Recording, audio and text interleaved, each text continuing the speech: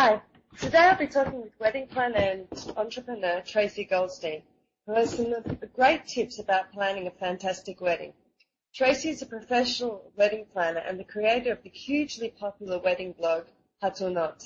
Hi, Tracey. Hi. Hi. Firstly, do you have a basic checklist that young couples should know about before planning their wedding? Well, I always tell people that the first thing that they should always do is decide on a budget. Um, Depending on your situation, whether you're young or old, there's always a max that most people want to spend on their wedding. And without knowing that number, you won't really be able to determine what you can afford throughout the process. So usually it's about talking to the different people involved and finding out what the total number is. And then from there, figuring out kind of a basic pie chart of how you're going to divide it. So usually your wedding reception and the food and the venue is usually about half of your budget. And then from there, you work to get the photographer, which is about 10%, and the invitations and the DJ. Usually that kind of makes a good layout for your wedding planning to just get started. Okay, so start with a budget. Right. And usually you can find out what the not correct percentages. Everybody's a little bit different, but basic guidelines, you could usually just search it online on any wedding website, and they'll give you a good idea of how much you really should be spending for each category, each vendor. Okay. Okay, great. Okay. So, what should a young couple consider when deciding which place they want to get married at? Outside, inside, far, near? Well, I know that it's usually about personal preference, but depending on where you are in the world, obviously it's a weather situation. If you live in Alaska and it's the middle of the winter, you probably should get married inside. But if you're in a warmer climate, usually you have a lot more options year-round. But I always suggest that people have a place that kind of has a backup plan. So even though it's summertime and you have an outdoor venue, I would always recommend having some kind of indoor space just in case it rains or maybe it's too hot and guests are not comfortable.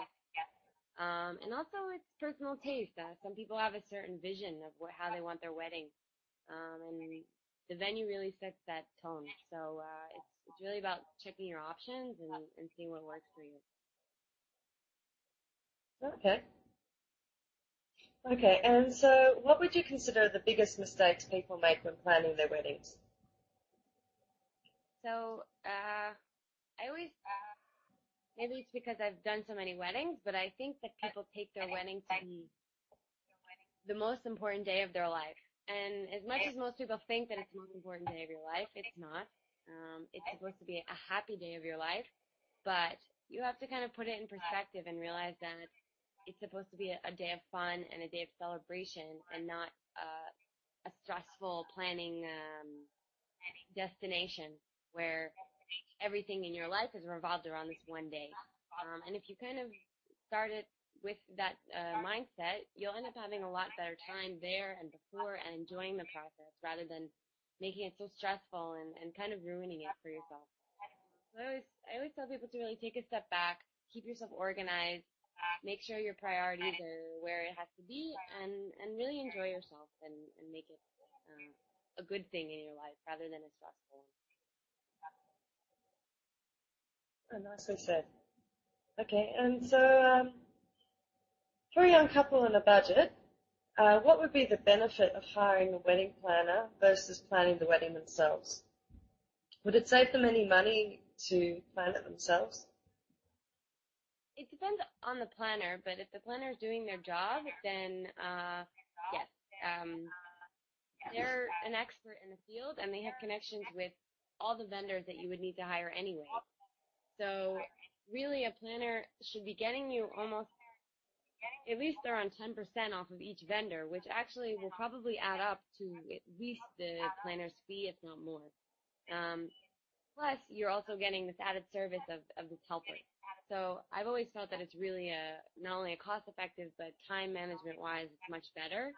And yeah, it should be cheaper because they bring quantity to the vendors, whereas you're a one-time customer. It's a nice incentive when hiring a planner. In addition to their service, you also get some kind of discount. Sorry, I didn't hear the last bit. Oh, I said it's a nice incentive to having a planner that, in addition to having their service, you'll also get some kind of discounts with your outside vendors. Okay. And so, what would you tell people to look for when they're looking for a wedding planner? It should be, I mean, definitely, I would suggest using more than one person. Talk to someone, that's a big one. Speaking with someone that really listens to you and doesn't have a meeting where they just tell you what you want. They really want to hear what you want. Maybe not someone that you could see yourself being best friends with your whole life, but it could be someone that you feel that could be a friend. And maybe they won't end up being that, but someone that you really feel comfortable speaking with. They're going to be dealing with a very personal day, and they should be someone that you're ultimately comfortable with emotionally and from a business perspective. Okay, and what advice would you give to a young couple the last week before they get married? I would suggest asking for taking your closest family and friends and really asking for them to kind of help you with the last touches. Really taking the last week to enjoy it and take it all in.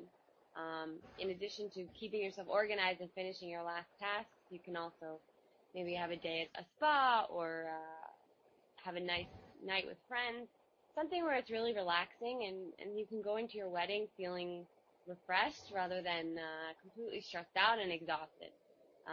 Again, it should be a happy day, and the week before should be a happy week. Oh, fantastic advice, and thank you very much for your time today, Tracey. That was Tracey Goldstein, expert wedding planner and the owner and founder of the wedding blog Hat or Not. Thank you for your time. Thank you.